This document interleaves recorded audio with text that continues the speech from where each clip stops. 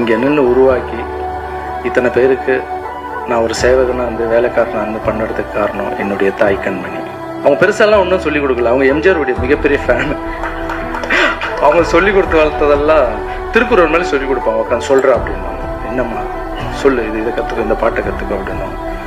சரிம்மா. தர்மம் தலை காக்கும், தக்க சமயத்தில் உயிர் காக்கும், கூட இருந்தே குழி பறுத்தாலும் கொடுத்தது நான் காத்திருக்கும், அள்ளி கொடுத்து வாழ்பவன் நெஞ்சம் ஆனந்த பூந்தோப்பு, வாழ்வில் நல்லவர் என்றும் கெடுவதில்லை, இது 4 மறை தீர்ப்பு. மலை போலே வரும் சோதனையாவும் பனி போல் தீர்ந்து விடும், உன்னை வாழ விடாதவன் வந்து உன் வாசலை வணங்கிட வைத்து விடும், செய்த தர்மம் தலை காக்கும். ரத்தத்துல ஊறி ஊறி ஊறி அப்புறம் எங்க அம்மா வந்து சின்ன வயசுல எல்லாருக்கும் சொல்லுவாங்க, என் புள்ளிய நான் எம்ஜிஆர் மாரி, என் தலைவன் எம்ஜிஆர் மாரி நான் வளர்த்து காமிக்கிறேன் பாரு அப்படிங்க. ஊர்ல இருக்கிறவங்களாம் கிண்டல் பண்ணுவாங்க. ஆமா, இவருக்கு இருக்கிற கலருக்கும் அவருக்கு இருக்கிற கலருக்கும் எம்ஜிஆர் வளர்த்து காமிக்கிறாங்க. நான் கலர்